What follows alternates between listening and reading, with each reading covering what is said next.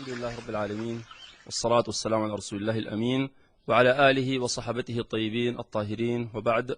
مستمعون الكرام، السلام عليكم ورحمة الله وبركاته. نواصل حديثنا في الجمع بين آيات القرآن الكريم التي يتوهم من ظاهرها التعارض ولا تعارض بينها. من ذلك قوله تعالى: إن الذين كفروا سواء عليهم أأنذرتهم أم لم تنذرهم لا يؤمنون. هذه الآية تدل بظاهرها على عدم إيمان الكفار، وأنه يستوي في حقهم الإنذار وعدم الإنذار، سواء عليهم، يستوي الأمران عندهم. أأنذرتهم فلن ينتفعوا، أم لم تنذرهم فلن يستفيدوا ولن يستجيبوا، لأنهم لا يؤمنون. مع أن بعض الآيات الأخرى ورد فيها أن الكفار قد يدخلوا الإسلام وقد يهتدوا وينفعهم الإنذار، مثل قوله تعالى: قل للذين كفروا إن ينتهوا يغفر لهم ما قد سلف وإن يعودوا فقد مضت سنة الأولين. فهذه الآية تدل على أن بعض الكفار يسلموا وينفعهم الإنذار ويهتدوا برسالة الإسلام، وهذا أمر واقع في الشريعة. كثير من الكفار آمنوا وكثير من المشركين اهتدوا، ولا تعارض بين هذه الآيات. وجه الجمع فيها ظاهر، لأن هذه الآيات يقصد بها الكفار الذين كتب الله جل وعلا عليهم الشقاء، وعلم الله جل وعلا أنهم لم يؤمنوا، فأنذر الله جل وعلا في شأنهم هذه الآيات وما في معناها. أنزل الله جل وعلا في شأنهم هذه الآيات. هم الكفار الذين سبق في علم الله أنهم لن يؤمنوا، فخاطبهم الله جل وعلا وأنزل في شأنهم: إن الذين كفروا سواء عليهم أأنذرتهم أم لم تنذرهم لا يؤمنون، مثل أبي جهل وأبي لهب وغيرهم من الكفار وفرعون وغيرهم من طائفة الكافرين. أما الآية الثانية وما في معناها: قل للذين كفروا إن ينتهوا يغفر لهم ما قد سلف، فهذه يقصد بها من علم الله جل وعلا فيهم الخير، وأنهم يدخلون الإسلام وأنهم يستجيبون لرسالة الدين. وهذا من تيسير الله على الناس، أن الكافر إذا تاب ورجع لم يطالب بما مضى، ولم يحاسب على ما فات، ولا يعاقب على الجنايات السابقة، وإنما تكفل الله جل وعلا لكل كافر تائب بالمغفرة التامة والعفو الكامل. وهذه من البشارات لكل الناس، أن من دخل هذا الدين فالإسلام يهدم ما قبله، كما أن التوبة تهدم ما قبلها، والتائب من الذنب كمن لا ذنب له. إذن لا تعارض بين هذه الآيات. فقوله تعالى: إن الذين كفروا سواء عليهم أأنذرتهم أم لم تنذرهم لا يؤمنون، هذه في كفار بعينهم علم الله أنهم لن يؤمنوا، وسبق في علم الله أنهم سيموتوا على الكفر وعلى سوء الخاتمة. أما قوله تعالى: قل للذين كفروا إن ينتهوا يغفر لهم ما قد سلف، وقوله تعالى عن الصحابة الذين دخلوا الإسلام وكانوا كفار وكانوا مشركين: ومن هؤلاء من يؤمن به. هذه الآيات وما في معناها هي القاعدة العامة في الدين، أن الناس أمروا أن ينتقلوا من الشرك إلى التوحيد، ومن الكفر إلى الإسلام. وهذه رسالة الإسلام، كما قال الرسول عليه الصلاة والسلام: أمرت أن أقاتل الناس حتى يقولوا لا إله إلا الله، فإذا قالوها عصموا مني دماءهم وأموالهم وحسابهم على الله عز وجل. إذن لا إشكال في هذه الآيات. أيضا قوله تعالى: ختم الله على قلوبهم وعلى سمعهم وعلى أبصارهم غشاوة. وهذه الآية في الكلام عن الكفار. يفهم من هذه الآية أن الكفار مجبورون على هذا الكفر، لأن الله جل وعلا قد ختم على قلوبهم وعلى سمعهم وجعل على أبصارهم غشاوة، أنهم مجبورون، وأن إرادتهم مسلوبة، مع أن الله جل وعلا قد أخبر في آيات أخرى أنهم لهم إرادة ولهم اختيار، أنهم مختارين غير مكرهين وغير مجبورين على الكفر، في مثل قوله تعالى: فاستحبوا العمى على الهدى، عن ثمود قوم صالح: وأما ثمود فهديناهم فاستحبوا العمى على الهدى. استحبوا أي اختاروا بصورة اختيارية إرادية، فضلوا العمى على الهدى.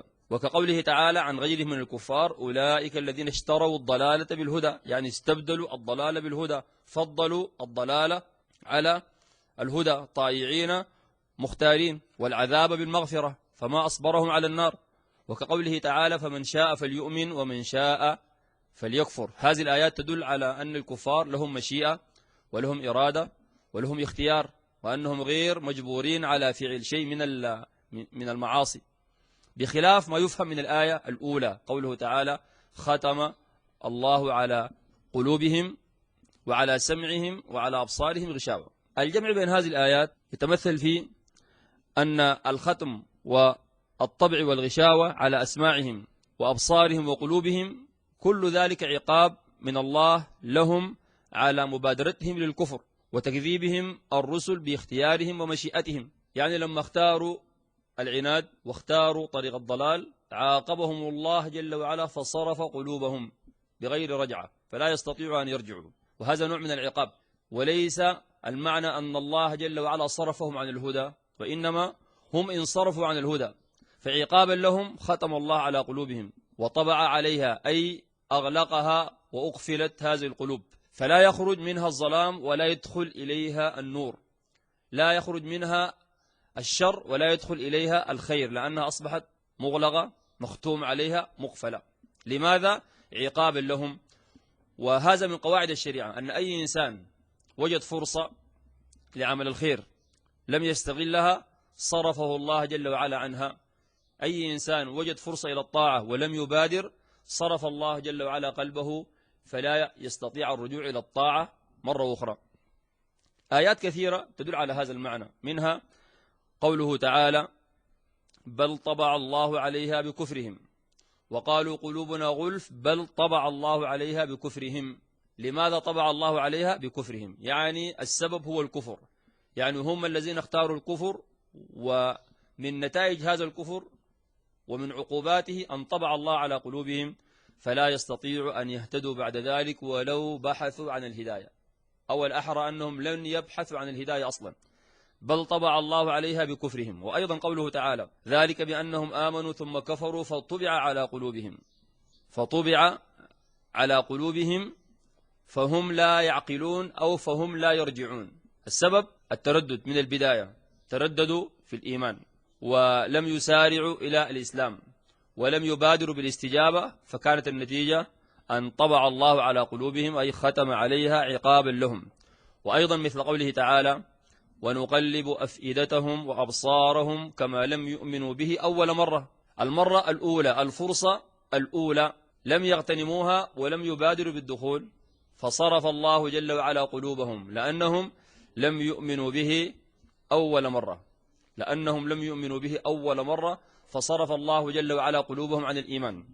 وأيضا من الآيات الدالة على هذا المعنى قوله تعالى فلما زاغوا أزاغ الله قلوبهم، يعني هم الذين بدأوا بالزوغان، لما بدأوا بالزوغان زادهم الله جل وعلا زيغا وضلالا، فلما زاغوا أزاغ الله قلوبهم، يعني ليس الله الذي أزاغ قلوبهم وإنما هم الذين زاغوا أولا فعاقبهم الله جل وعلا بزيغ قلوبهم وصرفهم عن الإيمان إلى غير رجعة. وأيضا قوله تعالى في قلوبهم مرض فزادهم الله مرضا ولهم عذاب أليم بما كانوا يكسبون. إذن القاعدة في هذا الباب أن أي إنسان سنحت له فرصة إلى عمل الخير لكنه تردد وتأخر وتوانى صرف الله جل وعلا قلبه في المستقبل فلا يستطيع أن يفعل هذا الخير.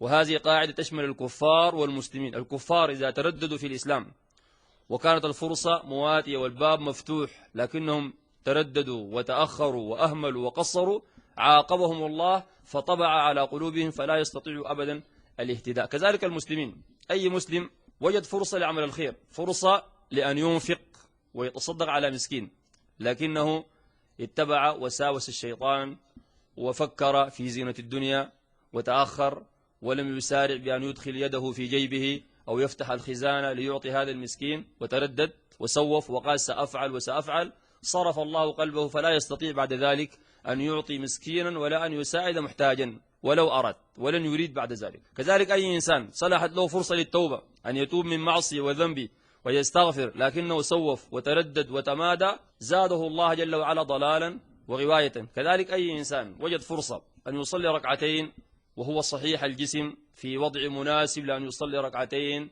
ليس له ما يشغله ولا ما يلهيه وهو في فراغ ليس في شغل، ومع ذلك لم يفكر في هذه الصلاة ولم يبادر إليها، صرف الله جل وعلا قلبه عقابا له في المستقبل فلا يفكر في صلاة النوافل ولا يفكر في التطوعات ولا القربات وغيرها. هذه قاعدة أن من سنحت له فرصة لعمل الخير ولم يغتنمها صرف الله جل وعلا قلبه عنها، فلا يستطيع مرة أخرى أن يفعلها ولا يستطيع أن يعود إليها. وهذا تحذير من الله جل وعلا مذكور في قوله تعالى: يا أيها الذين آمنوا استجيبوا لله وللرسول إذا دعاكم لما يحييكم واعلموا أن الله يحول بين المرء وقلبه وأنه إليه تحشرون.